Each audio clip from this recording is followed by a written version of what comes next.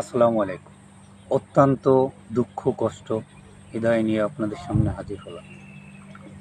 আপনারা দেখেছেন ইতিমধ্যে আমাদের দেশের পরিস্থিতি এমন একটা পর্যায়ে চলে গেছে, সেটা দেখলে চোখে পানি চলে আসে। মানুষকে যেভাবে গুম, খুন, হত্যা, চাঁদাবাজি, লুটপাটকারী, ধর্ষণ দিন দিন বেড়েই চলেছে।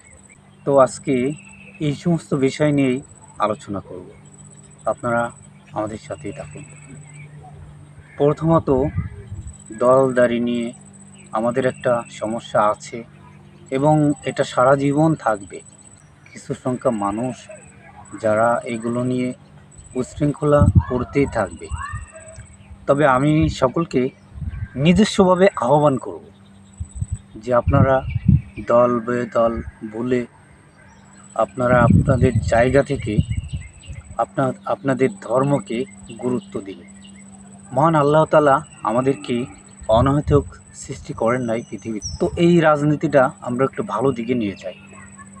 ধরেন আপনি একটা দল করেন, আপনার স্বাধীন দেশে যে কোনো দল ভালো লাগতে পারে, করতে পারেন, কোনো সমস্যা নাই। তবে আমি আপনাদেরকে আহ্বান করব, আপনি একটা ইসলামী দলের সাথে যুক্ত হন। আপনার জামাতকে ভালো লাগে না, ব্যাস করেন না। আপনার চরমোনাইকে ভালো লাগে না, করেন না। আপনার বিভিন্ন হেফাজত ইসলাম, বিভিন্ন ইসলামিক যত সংগঠন দল আছে, তাদেরকে যদি ভালো নাই লাগে, তাহলে আর কি, আপনি নিজে একটা দল গঠন করুন, আমরাও আপনাদের দলে যোগ দিব যদি বুঝি ভালো। এভাবে আর মানুষকে কাঁদায়েন না, মানুষের পরে অন্যায় অত্যাচার জুলুম করেন না ভাই। আপনাদেরকে আমি এই আহ্বানই করব। অনেকেই চিন্তা করে যে ইসলামিক দল ক্ষমতায় আসলে এদেশের পরিস্থিতি, অর্থনৈতিক অবস্থা, বিভিন্ন সমস্যা হতে পারে, মানে আমাদের স্বাধীনতাভাবে চলতে পারবো না। না ভাই, যুগে যুগে ইসলাম কখনো এভাবে করে নাই আর করবেও না। আপনারা যদি ইতিহাস জেনে থাকেন, পড়ে থাকেন, তাহলে হয়তো নিশ্চয়ই বুঝবেন। যদিও বা না জেনে থাকেন, একটু রিসার্চ করবেন। এত কথা আমি তো বলতে পারবো না, এই জন্য আমি মূল আলোচনায় গেলাম না। আপনাদেরকে আমি আহ্বান করব এটাই যে ইসলামী দলের সাথে যুক্ত থাকুন, ইসলামী দলকে এদেশের ক্ষমতায় আনুন। আপনার অভাব অনাটন ইনশাল্লাহ আশা করা যায় থাকবে না। কারণ এটা ইসলামিক দল যখন ক্ষমতায় আসবে, তখন ইসলামিকভাবে রাষ্ট্র পরিচালনা যদি করে থাকে, তাহলে মানুষের এই যে ধরনের আজকে ধর্ষণ, ছিনতাই, চুরি, ডাকাতি এগুলো থাকবে না।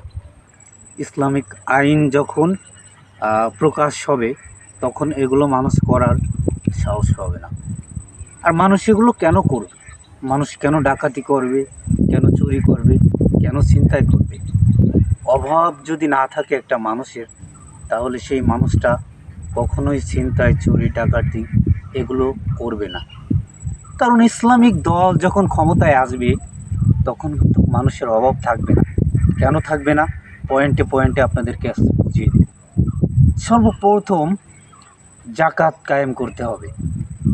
মানুষ কোটি কোটি লক্ষ লক্ষ টাকার মালিক, তারা কি জাকাত দেয় সঠিকভাবে? দেয় না। তারা যদি সঠিকভাবে জাকাত দেয়, তাহলে আপনি আমি গরিব থাকবো না। দেখেন আপনার পাশে আশপাশে অনেক লোক ধনী, তারা কোনো দিন জাকাত দেয় না।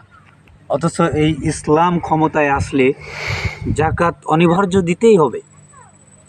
যখন আপনাকে জাকাত দিবে, তখন আপনি টাকা নিয়েও পারবেন না, আপনার অভাব অনাটনও আর থাকবে না। যখন অভাব অনাটন থাকবে না, তখন আর আপনি চুরি, ছিনতাই, ডাকাতি এগুলো করবেন না। আজকে এই বার্তা ছিল আমার। অসংখ্য ধন্যবাদ। সবাই ভালো থাকবেন।